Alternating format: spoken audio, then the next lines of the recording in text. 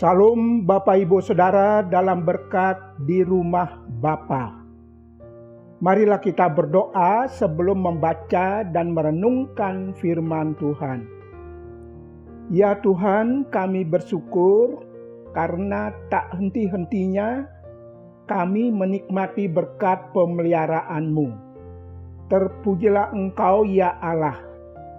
Berkatilah firman-Mu yang akan kami baca dan kami renungkan.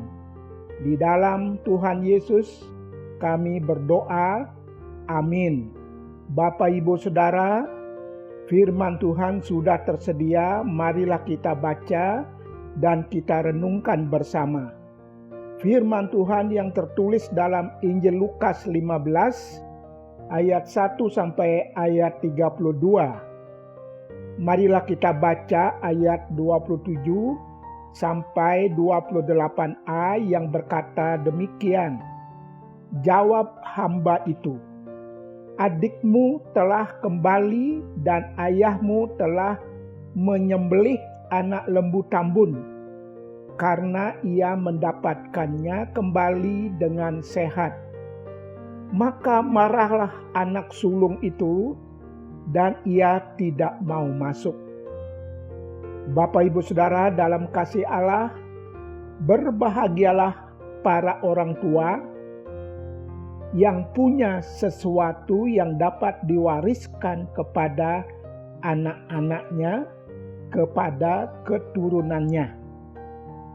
Berbahagialah juga kepada para anak-anak yang mendapat kesempatan menerima warisan dari orang tua masing-masing sesuai dengan ketentuan yang berlaku. Setiap suku, setiap daerah mempunyai tradisi, mempunyai cara, mempunyai aturannya masing-masing yang berhubungan dengan pembagian warisan. Ada bermacam-macam caranya kalau dilihat dari segi waktu. Antara lain, waktu orang tua masih hidup, pembagian warisan sudah dilakukan. Waktu orang tua masih hidup, pembagian warisan pun sudah diberitahukan kepada ahli waris. Tetapi belum dilaksanakan pembagian warisan itu. Ada juga orang tua yang membuat surat wasiat, namun baru diketahui isinya waktu orang tua meninggal.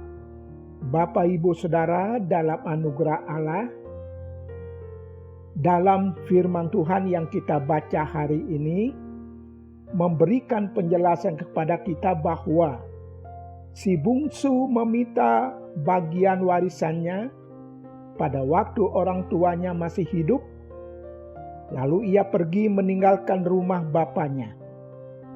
Sementara si sulung tetap hidup dengan berkecukupan, bahkan berkelebihan di rumah bapaknya. Namun, sangat disayangkan, kedekatan dan kebersamaan hidup antara si sulung dengan bapaknya yang tak pernah henti-hentinya dinikmati, diterima oleh si sulung, dirasakan tidak berarti apapun dan tidak membuat si sulung merasa bahagia. Mengapa? Bapak Ibu Saudara yang Allah kasihi, ternyata si sulung hidup sangat egois.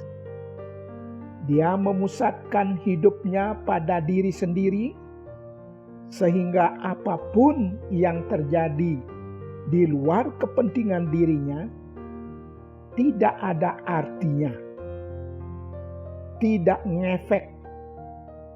Termasuk adiknya dalam kondisi lusuh, berlumuran dosa, yang menganggap dirinya sudah tidak layak lagi bagi surga dan bagi bapaknya, tidak berarti bagi si sulung. ketika adiknya yang hilang itu pulang, bukan kegembiraan yang memenuhi hati si sulung. Dia tidak suka bapaknya menerima adiknya kembali ke rumah. Dia tidak setuju dan tidak suka bapaknya mengampuni adiknya. Dia tidak suka adiknya menerima kebaikan dari bapaknya. Bahkan kegembiraan bapaknya yang meluap karena kepulangan adiknya membuat si sulung itu ngambek, marah besar, sampai-sampai tidak mau masuk ke rumah.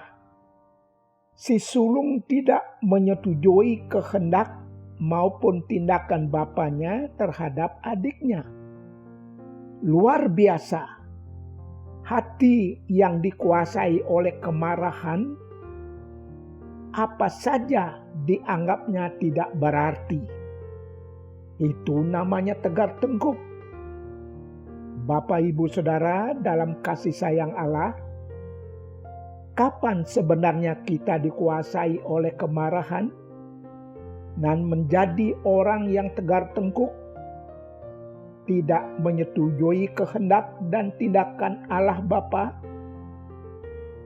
Yaitu ketika kita menghendaki Allah menuruti keinginan kita, kehendak kita, kemauan kita. Untuk hal seperti ini, dengan tegas Allah berfirman kepada bangsa Israel, tentu kepada setiap orang percaya demikian. Sekarang, janganlah tegar tengkuk seperti nenek moyangmu. Serahkanlah dirimu kepada Tuhan dan datanglah ke tempat kudus yang telah dikuduskannya untuk selama-lamanya. Serta beribadahlah kepada Tuhan Allahmu, supaya murkanya yang menyala-nyala undur daripadamu. Demikian yang dituliskan dalam Ulangan 30 ayat 8. Lebih berarti, lebih bermakna, datang ke tempat kudus Allah, bertelut, sujud menyembahnya, mengakui segala kelemahan kita di hadapannya. Itulah sikap yang seharusnya terjadi pada diri si sulung. Bapak, Ibu, Saudara, di dalam berkat kasih karunia Allah, jangan sampai terjadi pada diri kita. Kita telah menerima banyak berkat Allah, tapi tidak menyadarinya dan merasa Allah tidak memperdulikan hidup kita. Mari terus memeriksa hati kita di hadapan Allah, agar tidak ada hal-hal yang dapat menghalangi kita merasakan begitu limpah ruahnya kasih Allah Bapa di dalam Tuhan Yesus Kristus. Amin. Marilah kita berdoa. Ya Allah, karuniakanlah kepada kami kemampuan untuk merasakan begitu besarnya kasih karunia-Mu. Di dalam kasih Tuhan Yesus kami berdoa. Amin.